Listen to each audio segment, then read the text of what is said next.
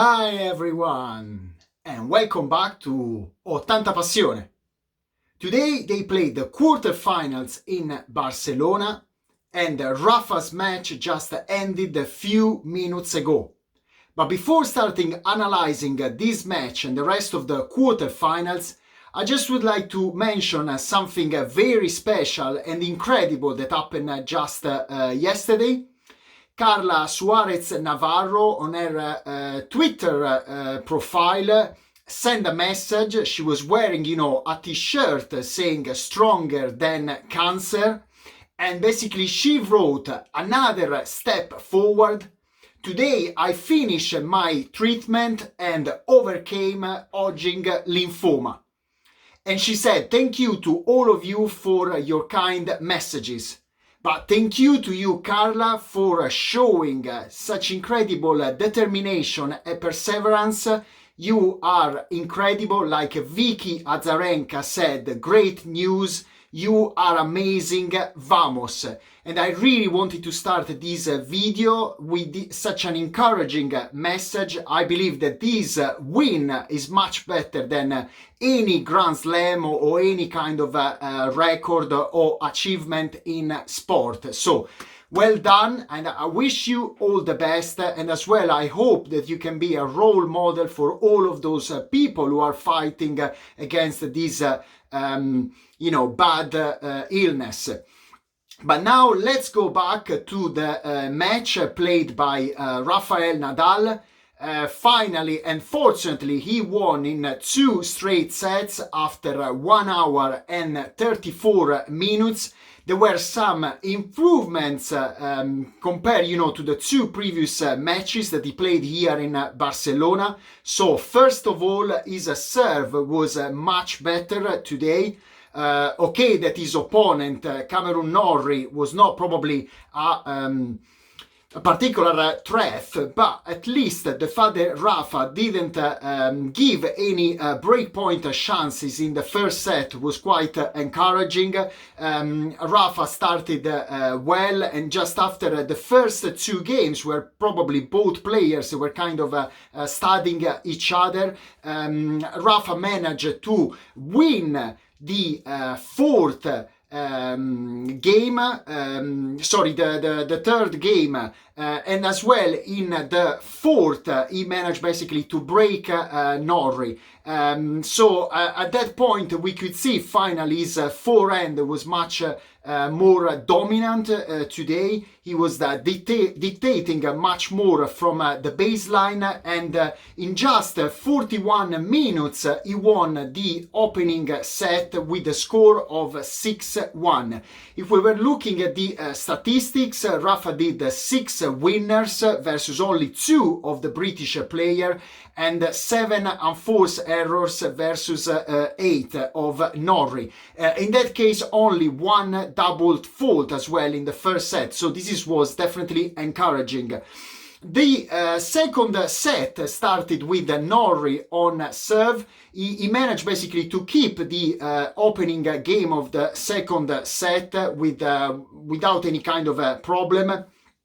And at that point, Rafa again managed basically to break the British player in the third game. So he was leading for 2-1. He was consolidating the score in the following game and leading for 3-1. But at that point, probably Norrie, who had nothing to lose, he was as well trying to stay into the match, and after that even he kept in the 7th game his serving game after a very long game, I think a couple of several dues. At that point on he managed to get a break back.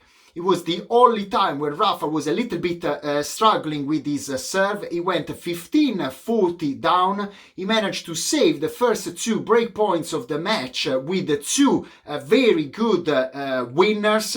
But after the following break point was not able, to save that one. So the match was level on 4-all. But because we always know these great champions like Roger, Rafa, and Nole are always probably able to counter-break the most important moment of the match, I was pretty sure in the following game Rafa managed, to break the Norrie to love. To be honest, most of the points were all done due to unforced errors of the British player, but probably he was feeling the pressure, and as well Rafa was kind of hitting strong from the baseline. Again, on the 10th game, Rafa went on serve to close the match. It was another long game, but after Rafa managed to close and finish the match. It was funny that at the end, instead of celebrating, he turned towards his corner, and apparently I think he was asking them to book a court. For sure, I believe he was happy regarding the score, but probably wanted, to practice a little bit longer. So I'm pretty sure that Rafa will try, to change something in his game. For sure, he needs to improve his level if he wants to have a chance, to win this tournament, but also in particular to have chances in the big Grand Slam that is just gonna start in a month's time at Roland Garros. Like Rafa said during the press conference, he will give me a lot of confidence to win at least either here in Barcelona or in Rome or in Madrid. But it happened already in the past that after I arrive, I reach Roland Garros without any clay tournament trophy, and after I know how to win that Grand Slam. So I trust his words. Definitely Rafa knows what he's talking about, but for sure, for someone like me who has been following him for the last 16 years, like I said on Wednesday, reminds me a little bit of his mental condition that he was facing during 2019. So even Rafa knows that this level is not enough if he wants to overcome his next opponents. Basically, at the moment, Diego Schwartzman and Carreno Busta are playing their quarterfinals. So the winner of this match will play tomorrow against Rafa, no before 4 p.m. Central European Time. Instead, on the bottom half of the draw, this morning, Yannick Sinner won in a very convincing way against Andrei Rublev in 2 straight sets with a score of 6-2, 7-6. Yannick said, I'm trying, to learn match after match, tournament after tournament. At this point, I'm very happy with the level of my game. For sure, probably Andrei Rublev reached this tournament a little bit, let's say, tired, and he played so many tournaments in a row. He almost reached semi-final or final, or won, most of them. So it was quite sure. Even yesterday, he took a massive risk in 3 sets against Vinolas. And today, probably only managed, to survive in the second set when they were 5-all, and he had to save 3 consecutive break points. But after he lost in the deciding tiebreak of the second set. And at this point, Yannick Sinner, I hope, Giorgio, you'll be very relieved and very happy. As you can see, I talk even in my videos about your lovely Yannick Sinner.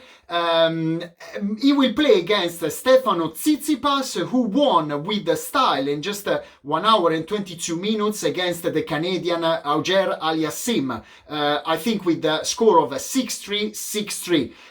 For Stefanos now is basically 8 consecutive matches, the 5 in Monte Carlo when he got the title in that Master 1000, and now these 3 matches that they played so far in Barcelona. For sure, it's going to be a very interesting and entertaining semi-final that we start tomorrow at 1:30 p.m. Central European Time. For sure, like I said, so far Sinner and Tsitsipas probably show the best condition, and probably fun enough, they are considered, the favorite so far for winning this tournament.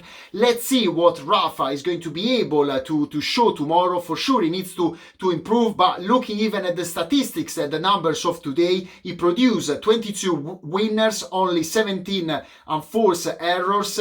Instead, Norrie 9 winners and 22 unforced errors. But the important thing that he just did 2 double faults. So for sure, like I said, it's very important for Rafa to be in control of his serve and to manage, to start the rally kind of in a better position, not every time chasing and or eventually being, love 30 the majority of the games, like it happened with Rublev in Monte Carlo, but as well in his 2 previous matches here in Barcelona.